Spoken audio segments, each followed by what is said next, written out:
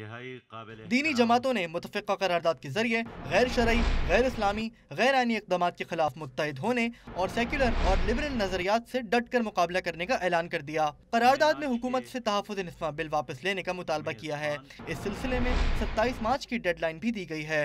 दीनी मामलात पर हम मुश्तरका मौक़िफ़ और मुश्तरका लाहे अमल इख्तियार करने और मुश्तरका तहरीक चलाने पर इत्तिफ़ाक़ करते हैं।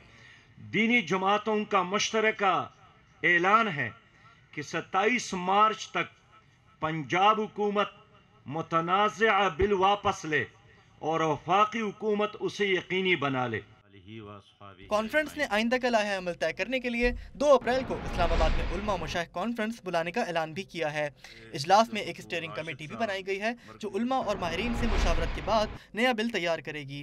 करारदाद मंजूर होने के बाद मौलाना फजलुर रहमान ने पंजाब हुकूमत और वफाकी हुकूमत से बातचीत के लिए कमेटी बनाने की तजवीज़ भी दी और कहा कि वफाकी हुकूमत से मुज़ाकरात करने वाली कमेटी का एजेंडा वसी होना चाहिए। उन्होंने वजाहत की कि कुरान और सुन्नत पर कोई समझौता नहीं होगा।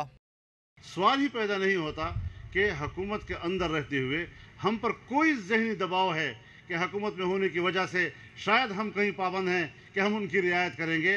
कुरान और सुन्नत पर कोई सौदा नहीं हो सकता। हज़ार हुकूमतें उस पर कुर्बान की जा सकती हैं, लेकिन अपनी नज़रियाती तशख़्ख़ुस को हम जिंदा रखना चाहते हैं। इस दौरान अहम पेशरफ्त ये हुई है कि पंजाब हुकूमत ने सेक्रेटेरिएट को तहफ़्फ़ुज़ निस्वां बिल का नोटिफिकेशन जारी करने से रोक दिया है।